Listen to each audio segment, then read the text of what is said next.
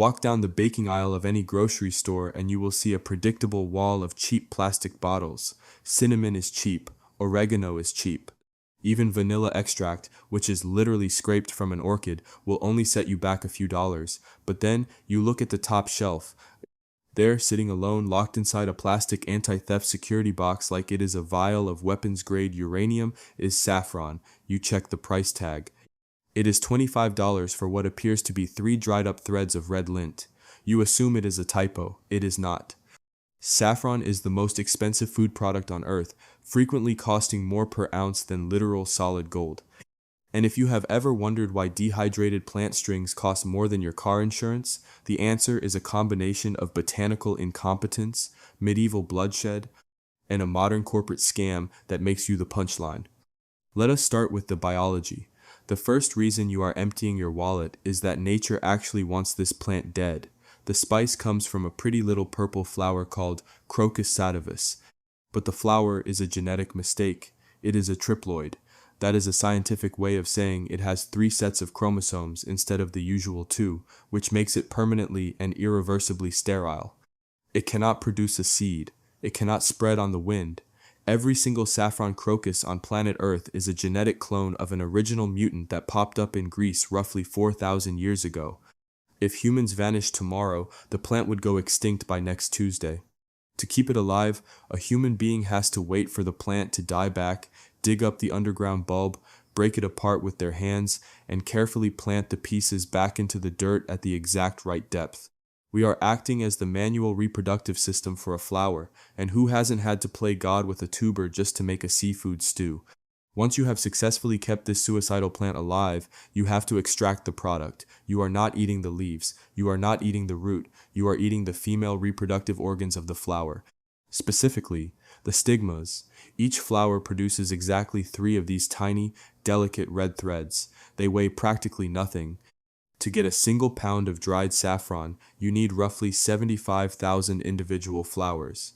Imagine planting an entire football field with delicate purple blossoms.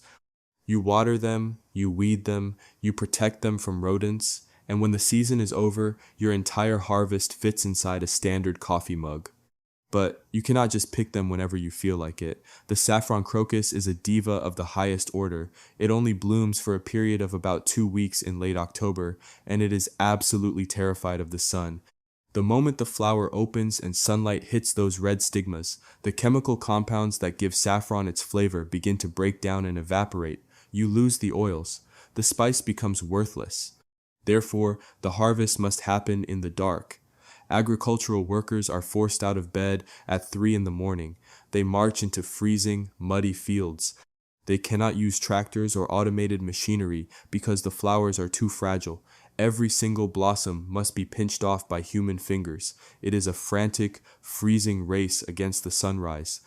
Millions of flowers picked in complete darkness by people who will never be able to afford the thing they are picking. Picking the flower is only the first step of the nightmare. Now you have whole flowers sitting in baskets, and they will begin to rot immediately. The workers move into sheds, sit at long tables, and perform agonizingly precise surgery. They must pull the 3 red stigmas from the center of the flower without breaking them and without taking too much of the yellow style at the bottom, which has no flavor and adds useless dead weight. Then they spread the threads over fine mesh screens and bake them over hot coals to dehydrate them. A worker might sit there for 12 hours, ruining their posture and their eyesight to produce a few grams of spice. When you understand the sheer volume of human suffering required to make it, $20 a gram starts to sound like a bargain. Anyway, because it requires this level of absurd labor, it has always been an extreme status symbol, and status symbols make people violent. During the Middle Ages, people lost their absolute minds over this stuff. Cleopatra bathed in mare's milk and saffron because she believed it enhanced her romantic appeal. Alexander the Great soaked his battle wounds in it. Of course, he also murdered his friends in drunken rages, so his medical regime is suspect. But the peak of historical insanity occurred in the 14th century during the Black Death. Terrified Europeans decided saffron was a miracle cure for the bubonic plague. It was not, but the placebo effect is a powerful market driver, and demand skyrocketed. In 1374, a massive caravan carrying 800 pounds of saffron was making its way to the Swiss city of Basel. A coalition of greedy barons ambushed the caravan and stole the entire shipment. This triggered an actual armed conflict called the Saffron War. Mercenaries were hired, cities were besieged. The war lasted for 14 weeks. Men were disemboweled in the mud over dehydrated flower genitals, and you think you have a hard time finding a parking spot at the grocery store. You would think we have moved past fighting over spices. We have not. We just put men in business suits and call it marketing. This brings us to the greatest corporate lie in the modern food industry, and the main reason you are paying a ridiculous markup: the myth of Spanish saffron. If you want to impress someone today, you buy them saffron from Spain. It comes in a beautiful little tin. It is marketed as the pinnacle of old world European agricultural heritage. There is just one massive problem with the math. Spain exports roughly 100,000 kilograms of saffron every year. But Spanish farmers only actually grow about 1,500 kilograms of saffron a year, and if you haven't put it together, I'll do it for you. The Spanish saffron industry is largely a giant, legalized rebranding scheme. Over 90% of the world's saffron is actually grown in Iran. Iran has the perfect arid climate and generations of farmers who know how to keep the mutant plant alive. But because of international sanctions, trade embargoes, and a general lack of consumer trust in Western markets, Iranian farmers cannot sell their product directly to your local supermarket. So, middlemen buy the Iranian saffron in bulk for dirt cheap. They reroute it through countries like the United Arab Emirates. They ship it to Spain. A Spanish corporate entity scoops it into a pretty tin, slaps a premium European label with a rustic windmill on it, marks the price up by 1,000%, and sells it to you.